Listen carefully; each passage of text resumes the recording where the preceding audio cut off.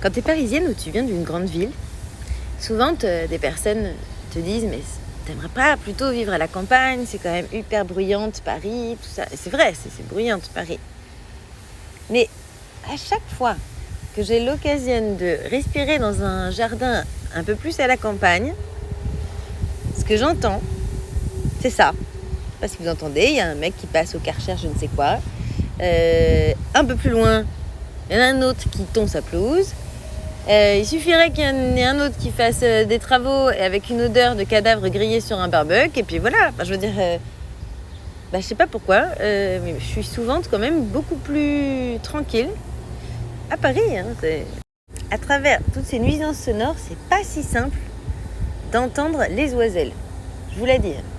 Ah, attention, on a un avion qui passe maintenant. Voilà, au-dessus du ciel de Paris, vachement moins d'avions. Je crois que c'est même pas autorisé, à part exception. Donc, ah oui, là en plus c'est... Ah, là c'est un avion perso en plus. C'est ces gens qui font de l'avion à moteur, à kérosène, comme un loisir, à l'heure du réchauffement climatique. Moi j'adore ça, c'est super. Alors, c'est pas des gens, hein. En majorité, c'est du couillu dans les avions comme ça, perso.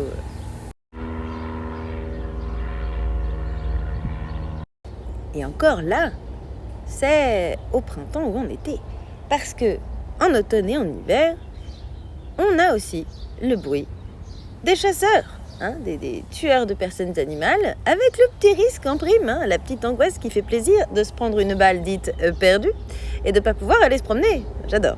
Quand c'est pas dans le champ d'à côté, ça m'est déjà arrivé, des cris déchirants de mamans, vaches ou brebis parce qu'on leur a arraché leurs bébés pour les envoyer à l'abattoir et elles pleurent, elles hurlent pendant des semaines.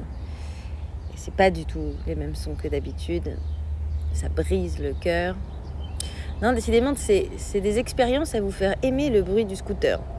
Ah, maintenant que j'y pense, j'ai une autre expérience de campagne. Quand j'étais petite, on vivait en bordure de Beauce et de Brie et avec mes copines, ça nous faisait rire parfois d'aller courir dans les brouillards, dans les fumées derrière les camions. Ce qui faisait rire les agriculteurs au volant qui eux-mêmes n'étaient même pas masqués. C'était dans les années 90. On a tout eu après des problèmes hormonaux carabinés. Quand en 5e, la prof d'SVT nous a dit normalement les cycles menstruels c'est 28 jours. Je me souviens qu'on s'est toutes regardées, interloquées et après on a explosé de rire. Genre aucune n'était concernée par cette information. On avait toutes tellement pas un truc qui ressemble à un cycle dans tous les sens.